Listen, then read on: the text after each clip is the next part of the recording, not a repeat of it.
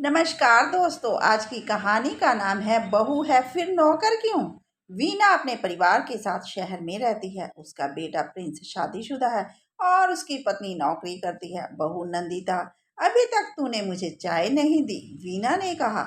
अभी लाई मम्मी जी, तभी पापा ने आवाज लगाई। बहू नंदिता, मुझे अखबार और चश्मा दे दो। लाई पापा जी। तभी प्रिंस ने कहा कि नंदिता, पहले मेरे लिए नाश्ता लगा। नंदिता ने कहा कि ठीक है। इस तरह सुबह सुबह चारों ओर से नंदिता को आवाजें लगाई जाती। उधर नंदिता ने खुद भी ऑफिस जाना होता था। सब काम करके नंदिता जब ऑफिस जाने के लिए तैयार होने लगी तो वीना ने कहा कि बहू, अभी तो कप भी पड़े हैं धोने के लिए। नंदिता ने कहा कि माँ जी, मुझे ऑफिस में देर हो रही है, ऑफिस में जाकर आकर धो दूंगी। सासू माँ ने कहा कि अरे बहू, ऑफिस में तो और भी काम करने वाले हैं, लेकिन अगर अब कपड़े नहीं धोए तो ज्यादा इकट्ठे हो जाएंगे। नंदिता ने कहा कि माँ जी, ऑफिस में बहुत काम करने के लिए होता है। इतना कहकर नंदिता चली गई। सासू माँ पीछे पीछे कमरे में गई और बोली कि बहू, यह क्या काम है? मैं तो इतना काम करती थी और फिर बच्चे भी संभालती थी, लेकिन तुझे तो इतना काम भी नहीं है करने के लिए। पहले कपड़े धो फिर ऑफिस जाना। नंदिता बेचारी जल्दी से मशीन में कपड़े धोने लगी और फिर ऑफिस के लिए निकल गई। ऑफिस से आकर जब शाम का खाना बनाने लगी तो अरे बहू, तूने आज क्या सब्जी बनाई है? माँ, आलू गोभी बनाई है। अरे बहू, तेरे पापा को तो दाल पसंद है। नंदिता ने अब दाल भी बना दी। शाम को सबको खाना खिलाकर जब नंदिता अपने कमरे में सोने के लिए जाने लगी, अरे बहू, कहाँ जा रही हो? मम्मी जी, मैं सोने जा रही हूँ। अरे बहू, तेरी माँ ने कोई अकल नहीं दी क्या कि रात को जूठे बर्तन रख कर नहीं सोते? मम्मी जी, मैं सुबह उठकर साफ कर लूंगी। सुबह उठकर तूने नाश्ता भी तो बनाना है और फिर एक भी काम ढंग से नहीं करती है। अब नंदिता चुपचाप बर्तन साफ करने लग गई। सुबह उठी और नाश्ता तैयार करके घर का काम करके ऑफिस चली गई। शाम को जब ऑफिस से आई तो अरे बहू, तेरी कल रविवार की छुट्टी है तो क्या सोचा करने के लिए? मम्मी जी, मैं सोच रही हूँ कि प्रिंस के साथ कहीं घूम आऊंगी। अरे नंदिता बहू, तुझे घूमने के अलावा कुछ और भी सोचना आता है या नहीं? देख कितने जाले लगे हुए हैं और पंखे भी कितने गंदे हैं। लेकिन मम्मी जी, पिछले हफ्ते ही तो साफ किए थे जाले। अरे बहू, तू काम का बड़ा हिसाब रखती है कि क्या किया था? हम तो अपने जमाने में कभी हिसाब नहीं रखते थे। अगर रखते तो हमारी सास कब से घर से निकाल देती। शुक्र करके तुझे मेरे जैसी सास मिली है जो ढूंढने से भी नहीं मिलती। लेकिन आप जैसी सास कोई ढूंढेगा क्यों?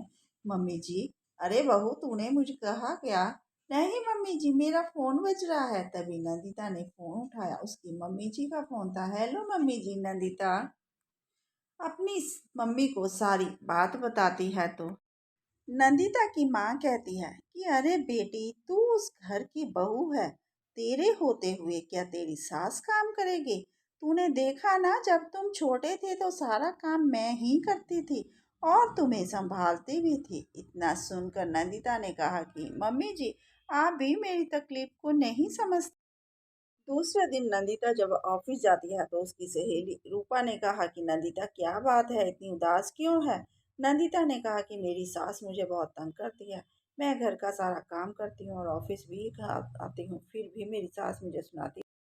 सहेली ने कहा कि तू घर के काम के लिए नौकर रख ले, मैं भी रखा हुआ है। वह घर के काम के साथ मेरे साथ खाना बनाने में भी मेरी मदद करता है, जिस कारण मैं अपने लिए समय भी निकाल लेती हूँ। नंदिता ने कहा कि ठीक है, मैं मम्मी जी से बात करूंगी। घर जाकर नंदिता ने कहा, मम्मी जी, हम एक नौकर रख लेते हैं, उसे तनख्वाह मैं अपने पैसों में से दे दिया करूंगी। तभी सासू माँ ने कहा कि अरे नौकरों का क्या भरोसा, अगर हमारा सामान उठा लिया तो, और अनजान आदमी को घर में हम नहीं रखेंगे। इस तरह से सासू माँ ने नंदिता को नौकर के ऊपर लंबा चौड़ा लेक्चर दे दिया, जिससे नंदिता चुप हो गई। तभी दूसरे दिन ही नंदिता के फूफा ससुर आ गए और उन्होंने देखा कि नंदिता ऑफिस के काम के साथ घर का सारा काम करती है। तब उन्होंने अपनी भाभी को सबक सिखाने के लिए कहा कि भाभी जी तुम्हारे लिए एक सरप्राइज है। सासू माँ ने कहा कि भैया 2 साल हो गए बेटे की शादी को, बहू ने अभी तक सरप्राइज नहीं दिया। इसे तो बस ऑफिस की ही पड़ी रहती है। तू ही बता दे क्या सरप्राइज है। तभी नंदोई जी ने कहा कि कल को आपकी सासू माँ आने वाली है। इतना सुनते ही उनका मुंह खुला का खुला ही रह गया। बोली कि कब तक यहाँ पर रहेंगी, कुछ बताया नहीं क्या। तभी नंदोई ने कहा कि नहीं, कुछ समय अभी यहीं पर रहेंगी और दूसरे दिन वीणा की सास आ जाती है। आते ही बोली कि बहू, एक कप चाय बना कर लाओ। वीणा ने अपनी बहू सपना को कहा कि चाय बना कर लाओ। सपना चाय बना कर लाई तो दादी सास ने एक घुट पीकर कहा कि अरे बहू, तेरी बहू को तो चाय नहीं बनानी आती, इसलिए मेरे लिए तू चाय बना कर ला। तभी वीणा चाय बना कर ले आती है। शाम को जब सपना ऑफिस से आकर खाना बनाने लगती है तो दादी सास ने कहा कि मेरे लिए तुम खाना मत बनाना, मेरी बहू वीणा ही मेरे लिए खाना बनाएगी। लेकिन माँ जी, सपना खाना बना तो रही है। अरे बहू, तुझे पता है ना कि मुझे तेरे हाथ का ही खाना अच्छा लगता है।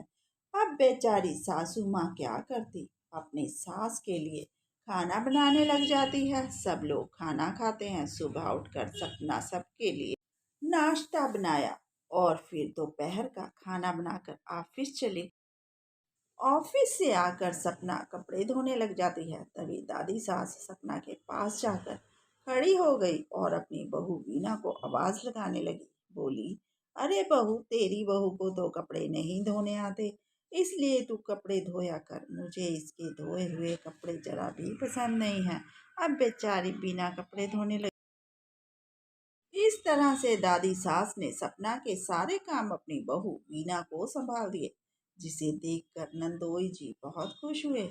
जब शाम को सपना खाना बनाकर टेबल पर लगा रही थी, तब दादी सास ने कहा कि अरे बहू, तू किस्मत वाली है जो तुझे इतनी अच्छी बहू मिली है, जो घर का काम भी कर और ऑफिस भी जाती है। तू जो कहती है ना कि तू घर का काम करती थी और बच्चे संभालती थी, उस जमाने में ना तो घर का इतना काम था और ना ही तू ऑफिस जाती थी। इतना सुनकर वीना की आंखें शर्म से झुक गई।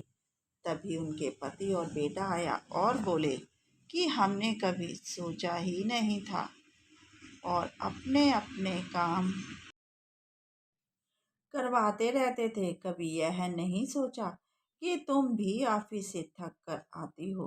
तभी सपना के पति ने घर के काम के लिए एक नौकरानी रख ली। अब सपना को भी अपने लिए समय मिलने लगा था। सास और बहू दोनों बहुत ही खुश रहते थे। आप भी अपनी बहू का ख्याल रखें। दोस्तों, कैसी लगी कहानी? प्लीज़ लाइक एंड सब्सक्राइब कीजिए।